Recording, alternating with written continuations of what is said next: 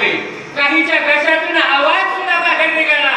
काय म्हणायचंय काय अशी घटना त्या ठिकाणी झाली. एक सरसावले युद्धासी एक वृक्षाते हात बसी एक घेऊनी पर्वतासी समुखरनासी चालिले.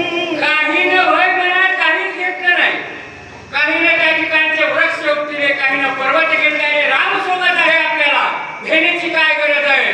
आपण युद्ध करू या ठिकाणी कोण असेल. अशा पद्धतीने काही वानर त्या ठिकाणी झाले आणि युद्धाला तयार झाले.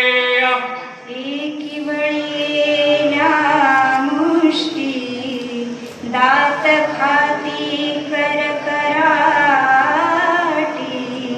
एकी बळली पुछाटी भ्यासुर दृष्टी देखुनी. या व्यासूर दृष्टीला पाहून काही जण घाबरले नाही. त्या ठिकाणी आपल्या वज्रमुठी मळवल्या, गरगर गरगर डोळे फिरू लागले. त्या ठिकाणी आलेल्या संकटाचा सहज पद्धतीने आपण सामना करतो आणि आलेल्या विघ्नाचं निर्विघ्न करू असा ठाम निर्णय करून त्या ठिकाणी काही वानर त्या ठिकाणी थांबले.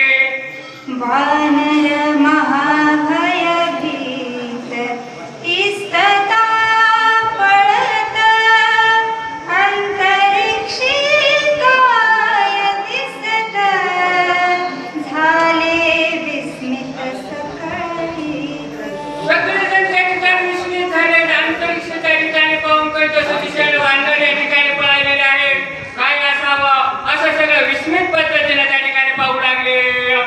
देखोनी कपीचा कांत क्रोधे झाला क्रोधान्वित चाप करोनी सजित काय बोलत रघुवी.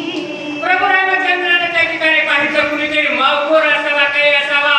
सगळ्यांना वैराने त्या ठिकाणी देऊ लागले आणि धनुष्याला त्या ठिकाणी बाण लावला. चला पुढील वाद एक नाना गिट्टे सुशेख राजकर पिंपळगाव.